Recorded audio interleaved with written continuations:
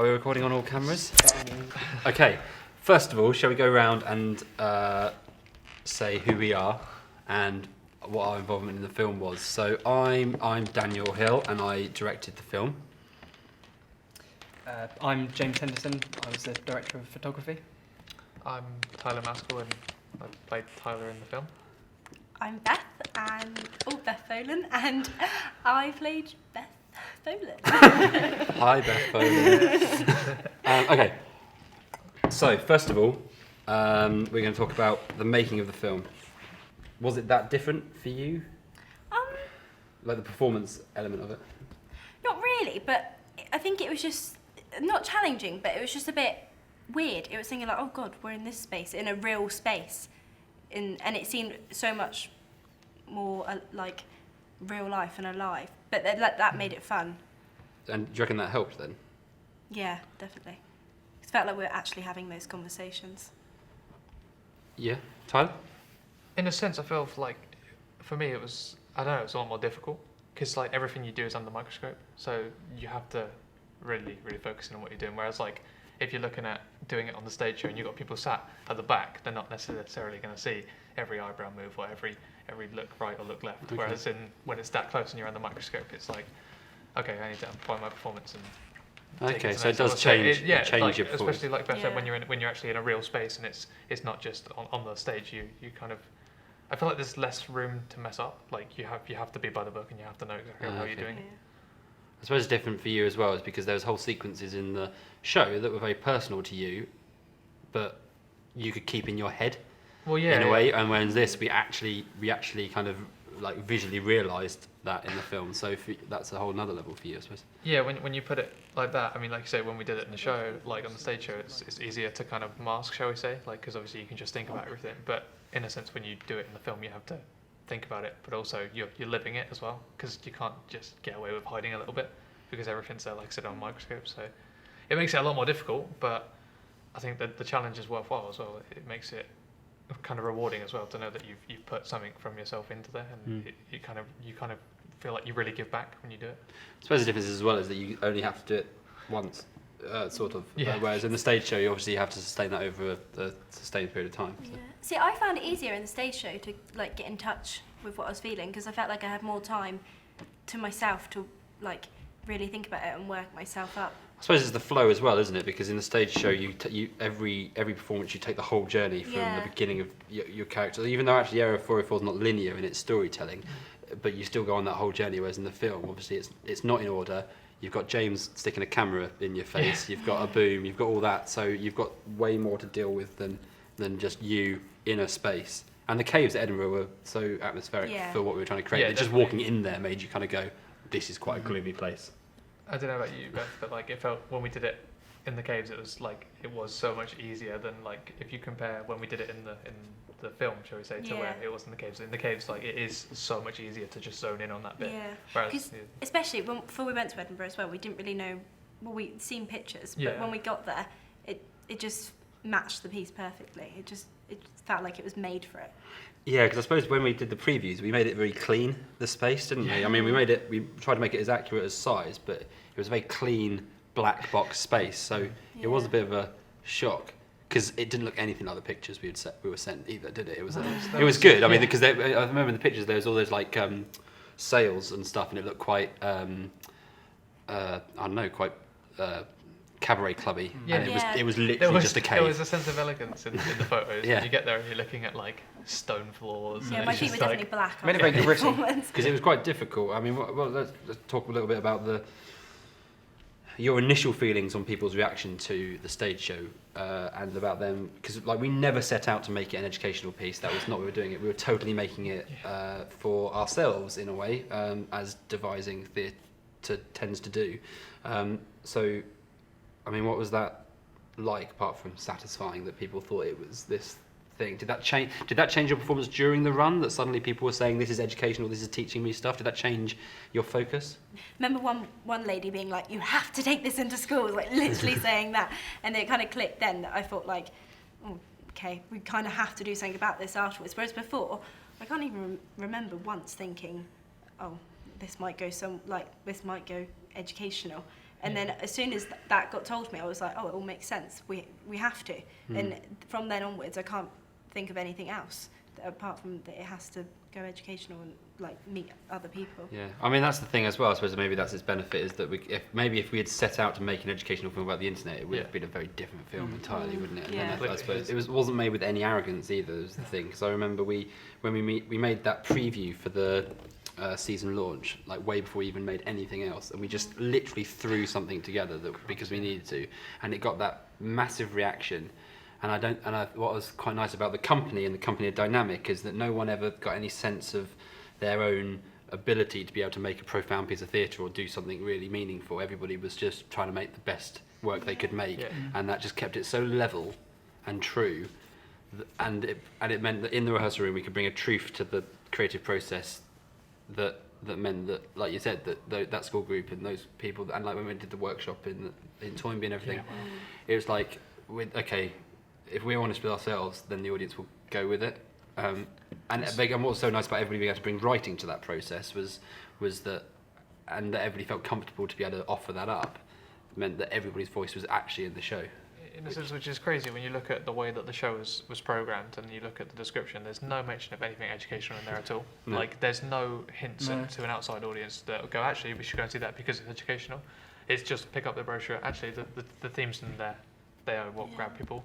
And I think the themes in that show we've managed to carry onto the film really, really well, which is what grabs people. Especially like from what we were doing on the mile, just walking around like selfie. There's nothing educational. Like. Yeah, and I mean that's the brutalness of Edinburgh, isn't it? Is that you need to adopt a persona that might not fit with the show. But if we had brought the mood of the show to the mile, no one would have come and seen it. Can you imagine? Well, that was just what was moping interesting around. about the way that the show ran, is that it started off as something completely different to how it ended. You know, like most stories have, you kind of have like a traditional 3-act structure, whereas it felt like the stage show kind of just went up and down and up and down, and eventually, the last 5 minutes, it was like you're in a completely different place to where you were in the first 5. Yeah, and I think we've captured that in the film. It's quite hard to make a film that is non-linear. Yeah. In a sense, because it goes against all your instincts as a storyteller. As a storyteller, your instincts are telling you to make something character focused and character driven, and this is about a group of people's reactions to an entity that is almost impossible to realise in reality. And in the stage show you could kind of just like have a phone and talk about it, whereas in the film there's a need to be able to visualise things. And that's what's interesting that we've reflected on in editing, especially, is with the Whitehaven sequences. It's similar to how the show was, is that you start out with these scenes which are, as well as giving out information, generally they're quite comic, and they're light-hearted. And then by the end of it, when you see those characters start talking about issues and start talking about real-life events that are actually quite traumatising, that's what hits you the most, because it's this association of something quite fun and quirky that then suddenly turns its head around. It kind of feels like those scenes in the film are like a representation of the whole show's journey, in the way it kind of started off, with people laughing and not really knowing what was going on, and then by the end they kind of all went, oh wow, yeah, this is relevant to me. I suppose that's the biggest thing, the difference with you guys, and now you've seen the film, is I don't know what.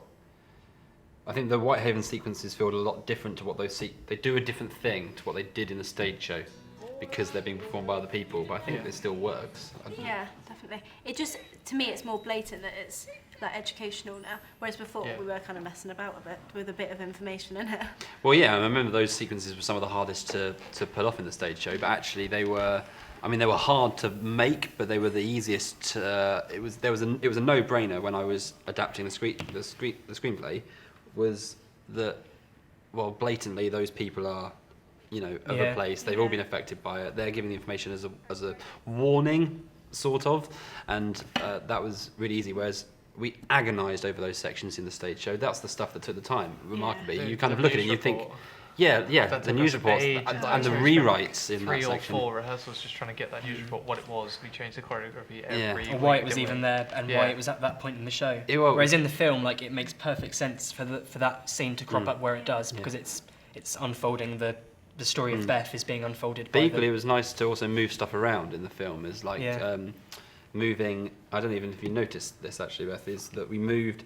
In the stage show, you did your Blue Eyes hair name thing after the Aidan Keenan Olsen sequence, where we moved it to before, because actually when you look at it, which for the stage show, it worked perfectly fine but actually, for a film, when you look at it linearly, you kind of go, okay, she's just told us that she's dead, and now she's in her bedroom, Yeah. and it just suddenly made that way around when we watched it. It made Whitehaven feel like some weird, like she was just like imagining it or something. Yeah. So simply by moving it, because it also made sense is that in this film we changed it so Tyler makes the decision to go and make a difference. So Tyler makes a decision to go, I'm going to go and help Beth. Still hate that line. He's too late. Sorry, there was an addition for the film. So of course it makes sense from linear storytelling. He picks up a phone to call Beth. The next shot should be Beth receiving the phone call. Yeah. Then you move on to the next thing. And it's interesting that very late. It was in the original order until really late in the process, actually, in editing, and then we swapped that around. But that's the kind of, I suppose, the difference. The difference between film and theatre is the linearness, but also the joy is that you have the time in theatre to make those discoveries. Yeah, I and you're suppose. not in theatre. You're not tied. You're not bound to a specific location. You know, anywhere can be. It doesn't. You can jump from place to place and time to time because you're in one environment. You're not. You know, especially with our show, we didn't have massive set pieces coming in and out to represent Beth's bedroom. It all felt like it was just one collective story happening in one place. Whereas obviously with a film, to connect what's going on, you have to be a bit more blatant with where you are and what time it is. They're the things that you've got to think about more, which is interesting with the stage show. There was a lot of scenes where we never really, I don't think we even gave thought to what time of day is this, where is this scene taking place. Yeah. Whereas we went to Yeah. put that in film and we went, hang on, where are they having this conversation? Why are they having this conversation? Yeah. And it's those little details that There's for a film you need definite to... cleverness in, if you look at the way the stage show is done and you've got all of the videos that you put together of everyone's house. If you take the way the film is now, if you were to go from the stage show and open the door on that house, you could go into half of the bits that we've got in the film, Yeah. which is quite nice. Yeah. Yeah. Because you could follow people into their own house and see the actions that they make Yeah. in the film, which I think is really nice. Because when we saw it the other day, I was going, oh, well, actually, if you'd just gone into that person's house, you would have seen them do that. But at the same time, if you'd gone into it elsewhere, you'd only seen part of the story, which I think is nice because we managed to get that link in there as well. Yeah, that's cool. Actually, I didn't think about it that. But actually, people who saw the stage show will get a really profound experience, I think, watching the film. Even though there's been some obviously casting changes, that will mess with people's heads. And it also looks slightly weird on the credit roll that there's only one character that's not Everyone is playing Beth is himself. Beth, Tyler is Tyler. Tyler, Lily's Lily. Yeah, they're going to think it's like Simon's tragic Adam. happened Well, to we them. did debate calling Lily Ben. We said it was like Ben was the female Benji or... It does. anyway. It does make sense, doesn't it? It was. Yeah, these things happen. Yeah. You two had quite a different experience to everybody else because you were in a lot of stuff yourself. There's a lot of stuff that you guys were doing yourself. You've got two massive monologues, and obviously, nearly you film more by yourself than you did with other people. Well, which that can't be. in a sense, that's the thing that really grips me. As I said to James before, I was like, it's really nice to watch the thing as a whole because I know the story, but there's stuff that I know Beth does that I've never seen before. And I don't know if it's the same, like, it's nice to see it all together because I know that, like, because of the show, I know that you do this or you do this, but actually I haven't seen you do it in the film. Yeah. And in the film, it's going to be a little bit different. So it was really nice. I think just generally, it's just a shock of being in a space and actually doing it, like being in Leah's brother's room and like having such a small space and knowing that actually I've got to go and sit here and sit over there and I've got to move all the way around and like work around that small space. While James is tucked in the corner of a room trying to get everything. It's just generally a shock to the system. Yeah, well, it is that thing, isn't it? Is having of being in someone else's bedroom, pretending it's your own. Having that person's sister in there with a boom, threatening you, trying to get a crane in there with a camera crew and lighting it really starkly as well. Completely. And then kind of going act as if everything's okay. You know, But nothing's here. especially when you're doing something, a scene of that nature, which is so intimate as well, and you have to go and get yourself into that place, and you know that you're doing it in somewhere that's not your own, somewhere that you can't physically have the time to do it, and you've got everyone around you watching you try and get to that position where you get into that state. It's a bit of fun. Well, all your bedroom stuff was filmed in your bedroom. Yeah, that was. But we came in and changed the layout. That must feel really weird. It was really weird because like when I was just sat on my bed, I just felt comfortable and I was writing like these whole like feeling. I was just like, oh, I'm just lounging on my bed, but I was actually feeling awful, and it was just really like I don't know, like that was actually me doing that. But, It's a tough line, isn't it? I guess Yeah. like for me, I prefer to do it in my own room and feel comfortable. But then like actually what I'm talking about, I'm like actually I can disassociate it with my room. I can do it elsewhere and know that that would be held there. Whereas I guess for you, it's kind of like the nature of what Well, you did is Yeah. going to hover. That's what's interesting about you, especially you two and everyone else in the stage show playing fictional versions of yourself, is that line that, you know, I can't probably begin to imagine how difficult it was to, like you just said, disassociating what's actually reality and what's kind of exaggeration. But learning, you know, as an actor, I guess you've got at some point draw from your Oh, personal yeah, experiences, Completely, yeah. but then at another point you've got to cut it off and remind yourself, especially when you're watching the film, Yeah. you've got to just remind yourself that you are watching a film and this is a fictional. Yeah, but version there's of yourself. definitely a sense of you that goes, I don't want to cheat myself. I want to give as much from myself as I can to make it a realistic performance. yeah, And that's what I was thinking. It's like I don't want to just take half of a memory and put that in there and go, actually, it's 50% of what I could have done. I'd rather go the full 100%. And yeah, or it's dragging stuff up, but actually to give a realistic performance and know that I can sit there with everyone and know that they're watching 100% from me, and that's true, then that's the main thing. Well, and to make it safe as well, because I remember when you brought in that speech originally for the stage show that Yeah. you wrote. I mean, that was like 5 pages originally. Oh, and yeah, like, you completely, just kind of like because, offload because on the page, which is great, which I told you to do. Yeah, just like completely. offload. And I think maybe like me slightly reworking your words meant that you were disattached from it enough to be able to mean that it doesn't feel like you're literally saying your own words. Yeah, but then in yeah. the film version, you had to, and we had to be sensitive to that, is get yourself to a place where you're kind of going, this is real, knowing that we were also going to film the other end of it. Which, like, oh yeah, you know, it's terrifying that like the thought of that, like because you put yourself into a horrible situation and like you think actually this is done with now, and then to go and like obviously like because I was 100% up for it as well, so it wasn't like you guys were like okay we need to do this, and I was like no I don't want it. It was perfectly fine, but it's like to film the other side of it and to see the other side of it and know that actually it's going to be there and be portrayed is a really weird feeling. And it's still to this day, it's like even after seeing it the other day, it still hits a nerve, and it's always going to. But it's like it's a nice way to see it. But it's a Yeah. really Does it make it easier for you having a fictional character play a fictional version of those events in a completely rewritten way? Yeah. Does that kind of make it easier to watch? In a sense, yeah. I think it's definitely a 50-50 thing still, because there's obviously an emotional attachment to it, even if you want to just watch it as a film and take yourself out of it. So I can easily sit there and go, actually, you know, that's just a character and then a character, and the story between those two is quite like touching. But I can see it as that. But I feel like like you're right in a sense that I can see it as just a story, and I feel like it's an easier way to tackle it. But there is also that part of you that goes, actually, as much as I want to look at it as just 2 actors or whatever, it's still part of my story, and you still have that deep connection to it, even if you've got someone playing someone, or you've got half of the story written in a different way. Or And something. what's interesting as well is it's that real life story of yours and the rest of the cast that have informed the story that people in schools will see in the film, completely. which is and informed that's I think that's really important. I think it's better informed.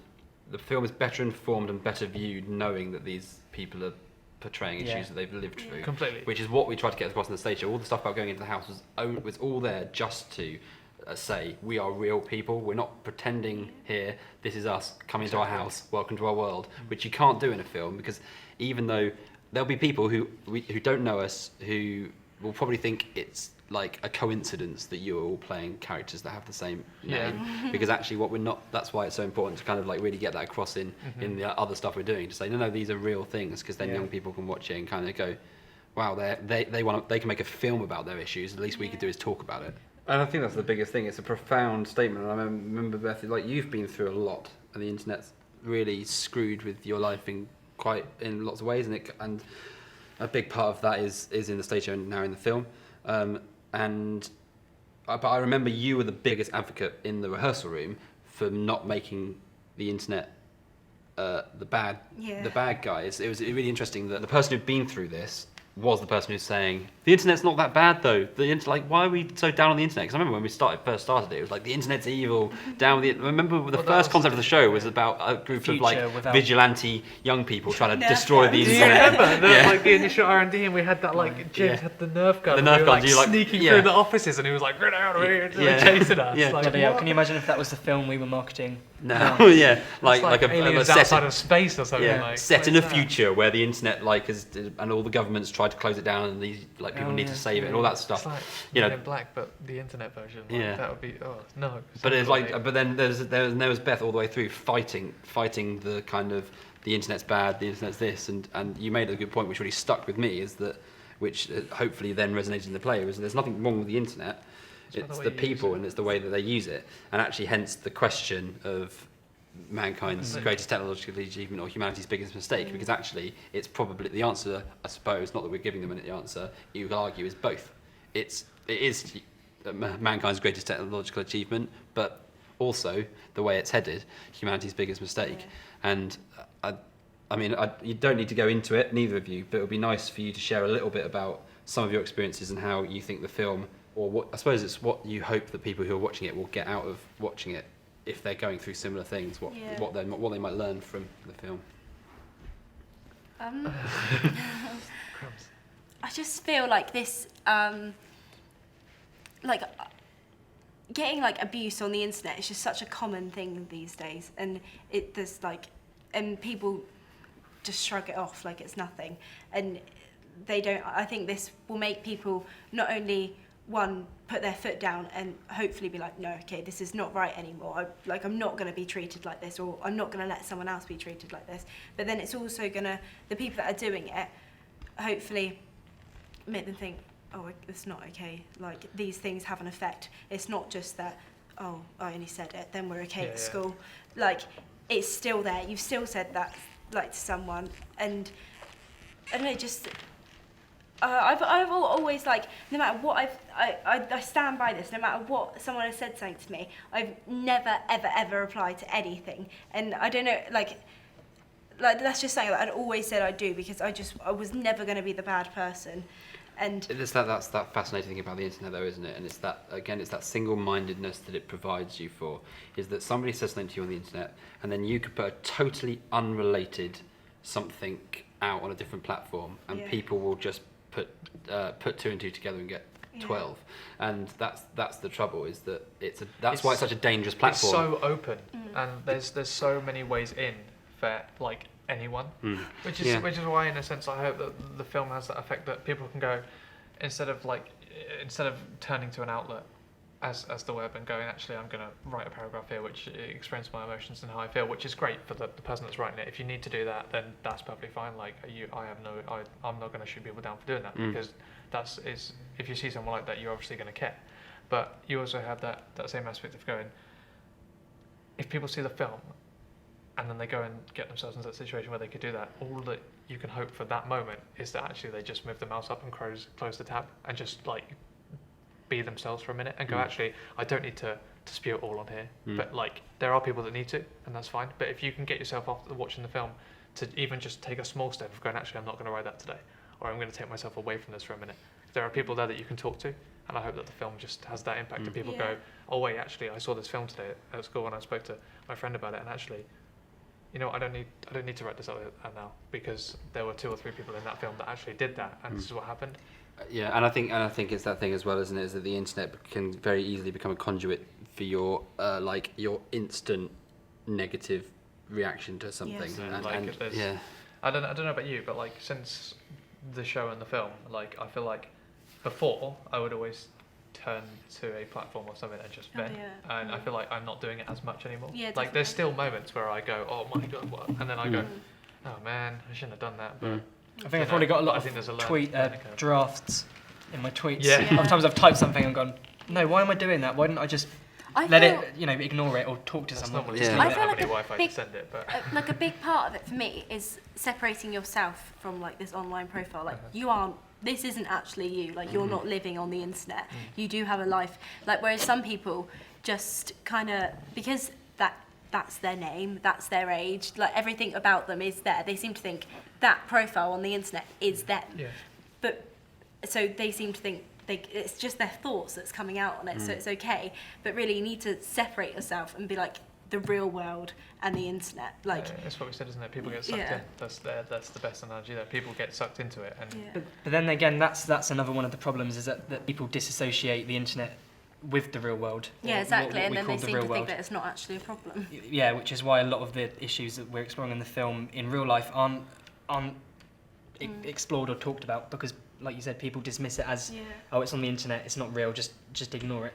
And I think that's the thing for adults to learn, isn't it? And that's why you and that's incredibly condescending to say, but it's true. The amount of things you see when it does go in the press and stuff, and parents have admitted that they've kind of gone, well, it was on the internet. I just told them to like stop looking at it and stuff. It's a real thing. It's somebody saying somebody is something on the internet is exactly the same as somebody saying it in real life. Yeah. It's just in a different form. It's literally like taking a massive like blow to your face, like like you that wouldn't be acceptable if you're walking down the street. Yeah. So, and it feels exactly the same, if not worse. So why is it acceptable? I think there's a online? definite like misconception among adults as well that like this internet world is just there. I don't think they realize how much of a punch it packs, and like what's actually there. I think that a lot of families these days might have like someone in their family that actually is going through some of this, but they don't know because they don't see it as much.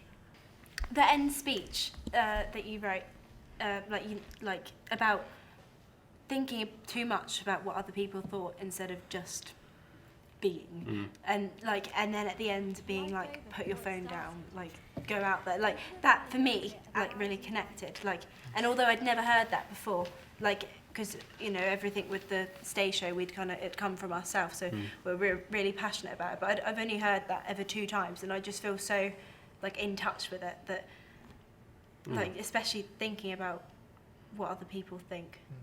Yeah, I mean that was something that, as again an interesting film dynamic, is that thing of kind of going, you can't end the film in the same way we ended the stage show. It didn't work. It didn't, because the whole point of the stage show is that you kind of go, here's a thing. Yeah. Think about it. That's it. Whereas a film, naturally in a film, you need to kind of go, here's a thing, and here's the full stop, because there's a credits roll, and you need to be able to say, here's an end to our thing. Here's what we're trying to say. So I wrote that speech as a me trying to kind of go, what is this about? What ultimately are we trying to say? I think this is it. And then Matt, who got on board and kind of it was those bits that he kind of contributed to and reshaped a little bit. I was very nervous about that, and so I remember sending you guys a screenplay really early on via Facebook to get your approval, and I was really nervous about that, because like you said, that was from nowhere. That was literally in the process of turning it into a film. It felt like there was a gap, and it was good that it. I don't know. I mean, I think me and you are very close, because we spent 6 years working, creating all this stuff together. And like I said, a lot of the motivation for this film was as a reaction to your problems. So it was actually very easy for me to basically kind of go, this is what I wish I could have said to Beth 3 years ago when it was at its worst. Yeah. Do you know what I mean? So that was my view, as like, what would I say to somebody if they came to me with these issues? And I think it's that thing of just being as honest as possible, which I think everybody in this film at some point during this filmmaking process has totally been so honest they've surprised themselves. And I think that's what should come across from the film, is that there isn't any point in this film where somebody hasn't totally given themselves to. Well, I think the thing that I stood by from day one is this whole process and the whole film, the whole stage show is real, and there's no curtain, there's no drawback. Like, we don't, at the end of every day in Edinburgh, we couldn't just like, it's not just a case of shut the door and we drop the character like we can do in any other show. We still have to go out and be ourselves for that day, because you're putting, it's a heightened version of yourself, but it is yourself, and there's no way to just go, actually, okay, I'll drop the curtain now, I'm not that bad. But and equally, and it's no secret that there was times in Edinburgh that were turbulent, as a group of people in Edinburgh for 3 weeks living together, which is a hard thing to do anyway. But actually, what we were going through is we were pushing ourselves every day. We were expected to take ourselves to a place in which we were revealing something ourselves that was hard. It was a hard thing to do. We spent 4 months making a show, revealing parts of ourselves that we didn't really want to admit to, exposing ourselves. And of course we were going to then like go back and go, oh, God, who am I? Who are you? What? How? It's going to happen. You just start to, like, I guess I kind of found myself like evaluating a lot of things a lot more, because I'm going every day, I'm basically pouring emotion out onto the stage, and I'm like, there was no come down. There was no let go for the time, because it was like show straight into going out and selling the show even more. The only come downs were like in the evenings when we were at home, but then there was those times where actually you just wanted to be alone. Yeah, Because you were like, I don't and want you to can't be in a alone now. flat designed Exactly. for 4 people when there's 10 people living in it. It sounds really weird, but it almost feels like it was nice to experience that horrible feeling again, because this time you had someone there, like I was surrounded by, like, I wouldn't choose any other people, like, to be with for 3 Also, weeks. because we'd all been through that, We'd been together. we had been through that experience together, and you know, we'd all had arguments and all had rough times together. It felt like that had informed the film making process, so that when you were reliving those scenes, it felt like it was almost like it had. But I don't think that this play project could have happened without the very fact that you guys have committed so much of yourselves to each other in your lives, in the real life, that actually, you know, everyone's fancied someone else or dated someone else. Everybody's had an argument with somebody. Everybody's you know had joy. Like, do you know what I mean? Like, everybody's been through so much personal stuff over the last however many years you've all known each other, that this whole thing felt like a very real culmination of all of those relationships, and I think that does come across in the film. And what's been so beautiful about it is then bringing other people on board, who can then embrace it in the same way. Who actually, for a lot of them, was seeing a lot of that other stuff from the outside. So, but then kind of going, actually, no, the more voices we get, the more real it's starting to feel. And that was something that I think the film's done, is the film's taking this very beautiful thing that was made for a very specific amount of people, and it's made it everyone's. And I think the fact that, like, the Whitehaven sequence and the other people who's got involved in has made that feel much more accessible. And I hope that people view it in that way as well, is that they need to just watch it like they're just going to watch any film, and then have a profound experience. Is that I think this will fail as an enterprise if anybody ever sits down wanting to learn something. It needs to be accidental. Because we never set out to make it like that. No, it needs to be. It needs to be an accidental encounter, and that's why hopefully schools, when they introduce it, just literally play a film in front of people and then gauge it afterwards. Because all of those experiences of that, like, visceralness from the stage and everything you're talking about only worked because people came into a space and went, well, what's this? It's probably going to be shit. It's some show in Edinburgh. And then they were probably thinking as well, like, oh yeah, the incest would be fun, and then they actually watched it. That's what they actually, should think apart from the writing process and post-production and this kind of, like, you know, stuff, marketing it, we never really had educational film in our minds at all. No, not even the film. No, because God, no. And that's something we said from the outset, is that we didn't make the stage show to be an educational show. We're not going to make the film. We're going to just make a really good, exciting drama.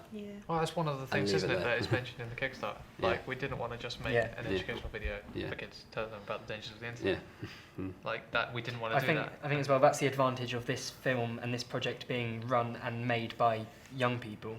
It's coming from people who have been through these experiences and who know them intimately, as opposed to people going, you know, this is bad, this is what you should do, watch this and learn.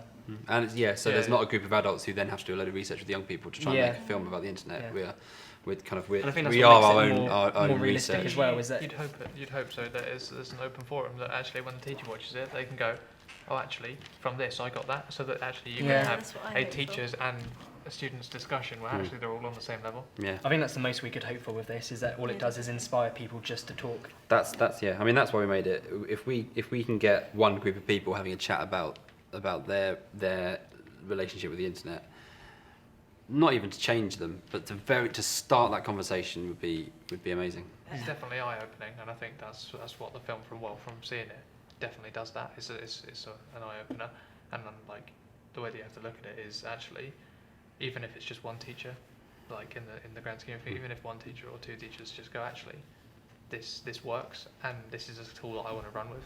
And even if they move school or they go elsewhere, they take it with them, and it starts to grow and grow. Small steps is the key. That'll do. Cool. Thanks, guys. Thank you.